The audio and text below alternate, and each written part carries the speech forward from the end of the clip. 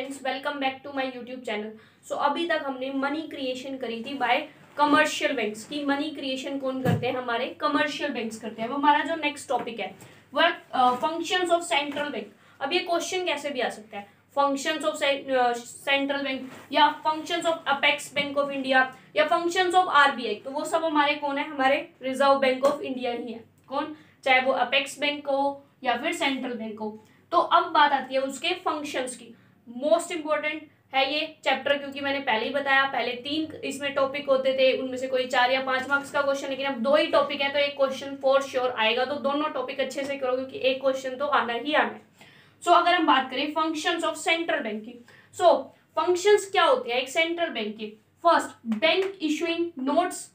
की ये क्या है? Bank issuing notes. ये वो बैंक है जो नोट्स, पैसे इशू करता है। नोट्स हमारे नोट जो हमारे पास नोट होते हैं वो कौन इशू करता है? ऑब्वियस सी बात है, आरबीआई इशू करता है। तो ये वो बैंक है जो क्या करता है? नोट्स को इशू करता है। इसके पास ये सिंगल ही लीगल बॉडी है, ये सिंगल ही लीगल बॉडी है जिसके पास अथॉरिटी है नोट्स इशू करने की।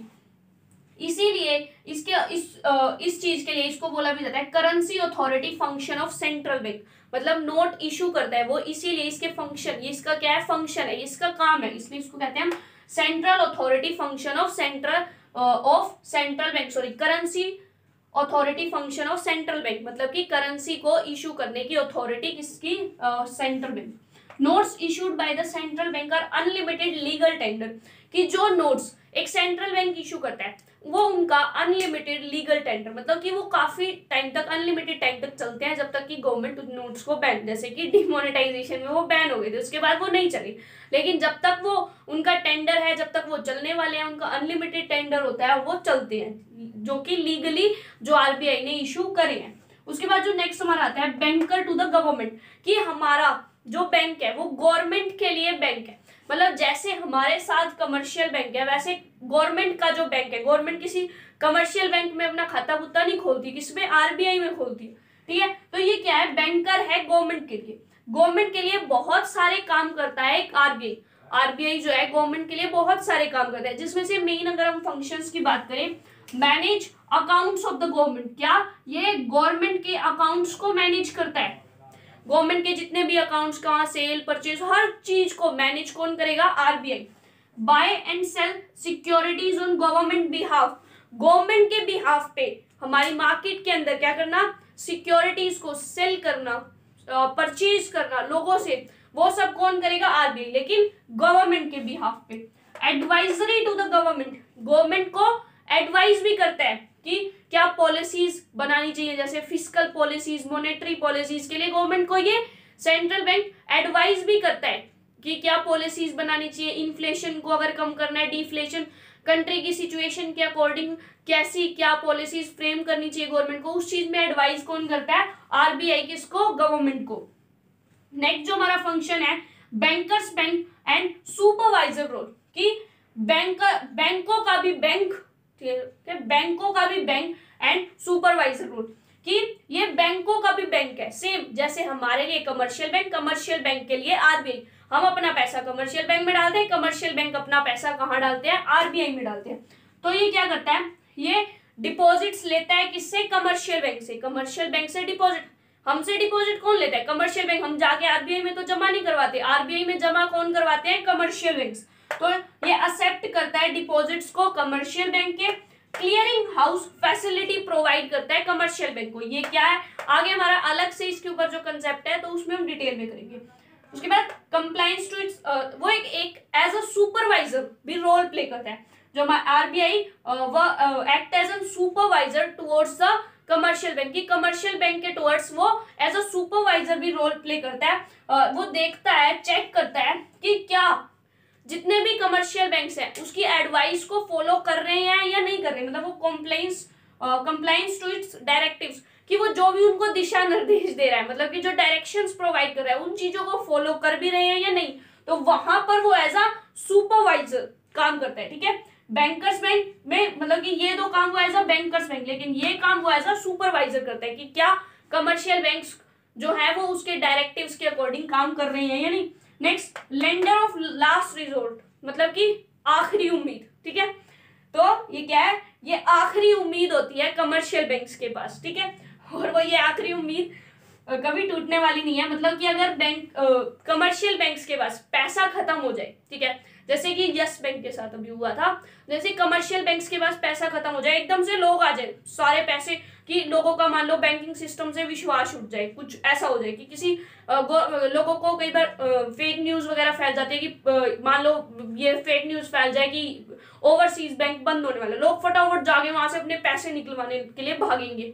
तो एकदम से अगर जब बैंक के ऊपर प्रेशर आ जाए, लोग पैसे निकालने के लिए आ जाए अपने, तो अब भाई देखो हमने अभी पहले पढ़ा क्रेडिट क्रिएशन में कि वो रिजर्व तो थोड़ा बहुत रखता है, बाकी सारा लोन लोन लोन लोन पे चढ़ाते चढ़ाते मनी क्रिएशन करता रहता है, तो रिजर्व तो होता नहीं, तो लोगों को पैसा दे कहां से, और लोगों को पैसा नहीं दिया तो लोगों का बैंकिंग सिस्टम से विश्वास उठ जाएगा, क्योंकि लोगों को बैंकिंग सिस्टम पे विश्वास होता है भाई जब पैसे चाहिए हमको बैंक से मिल जाते हैं, हम निकलवा सकते हैं। लेकिन जब बैंक के पास ही पैसा नहीं है, लोगों का विश्वास उठ जाएगा, लोग क्या बैंक में पैसा जमा करवाएंगे, बिल्कुल भी नहीं। तो ये क्या करता है, लेंडर ऑफ लास्ट रिजोर्ट, आखिरी उम्मीद की तरह काम करते हैं कमर्शियल बैंक के लिए, कि अगर कमर्शियल बैंक्स को अर्जेंट नीड है फाइनेंस की, तो वो डायरेक्टली किसको अप्रोच करेंगे, आरबीआई को, जब सारे रास्ते बंद हो चुके हो। तो वो ऐसा किसी लिए करता है, अब बैंक उनको पैसा क्यों देता है, आरबीआई कमर्शियल बैंक्स को आखिरी उम्मीद उनकी क्यों बनता है, क्यों, बैंकिंग सिस्टम जिससे कि हमारा सफर ना करे, हमारे इंडिया का, जिससे कि बैंकिंग सिस्टम हमारे इंडिया का सफर ना करे, उसको धक्का सा ना लगे, ठीक है। Banking system does not suffer setback, क्यों, लोगों का अगर विश्वास उठ गया, लोग पैसे ही नहीं जमा करवाएंगे, बैंकिंग सिस्टम को क्या धक्का लगेगा, मनी मार्केट जो है वो स्टेबल बनी रहे, मनी मार्केट जो है वो स्टेबल बनी रहे। इसीलिए हमारा क्या करता है RBI lender, as a lender of last resort, आखिरी उम्मीद की तरह काम करता है कमर्शियल बैंक्स के लिए। नेक्स्ट है क्लियरिंग हाउस फैसिलिटी, कि क्लियरिंग हाउस फैसिलिटी क्या होता है, मतलब कि अगर दो कमर्शियल बैंक्स के बीच में जो आपस में जो ट्रांजेक्शन्स है उनको सेटल करता है वो कौन, हमारा आरबीआई। सपोज करो जैसे कि मैं हूं, ठीक है, मैंने किसी को पैसे देने हैं, मैंने उसको दे दिया 10,000 का चेक, मेरा अकाउंट है पीएसबी, उसका अकाउंट है एसबीआई, मैंने उसको एसबीआई का ही भाई चेक दूंगा, भाई एसबीआई अकाउंट से, मेरे एसबीआई अकाउंट से तू 10,000 ले लियो। अब उसका तो पीएसबी, वो चेक कहाँ जमा करवाएगा, पीएसबी में, ताकि वो एसबीआई, उसके पीएसबी को अब एसबीआई से इतने रुपए लेने हैं। तो सपोज करो कि ए बैंक ने ड्रॉ किया हुआ है एक चेक, ए बैंक ने ड्रॉ किया है चेक बी बैंक के लिए 15,000, या सिंपली लो कि ए बैंक ने 15,000 रुपये लेने हैं बी से, ठीक है, ए बैंक ने 15,000 लेने हैं बी से, और बी ने जो है वो 10,000 लेने हैं किससे, ए से। तो ए ने क्या करना है, बी से 15 लेने हैं, बी ने ए से 10 लेने हैं। वैसा तो नहीं है भाई ए वाला बैंक जाएगा बी के पास, ला भाई 15 दे, फिर बी वाला आएगा, ला भाई 10 दे, इतने में टाइम वेस्ट नहीं करते वो डायरेक्टली ट्रांजैक्शन को कहां से सेटल करेंगे, आरबीआई के थ्रू। क्या करेगा आरबीआई, ए ने देने हैं 15, ए ने लेने हैं 15,000 बी से, बी ने लेने हैं ए से कितने, 10,000, मतलब कि ए ने बी से 5,000 फालतू लेने हैं। तो कमर्शियल बैंक डायरेक्टली क्या करेगा, बी अकाउंट से ए अकाउंट में 5,000 रुपए ट्रांसफर कर देगा। तो ये होता है क्लियरिंग अकाउंट फैसिलिटीज, ठीक है। तो ये वो काम करता है कौन, आरबीआई, ठीक है।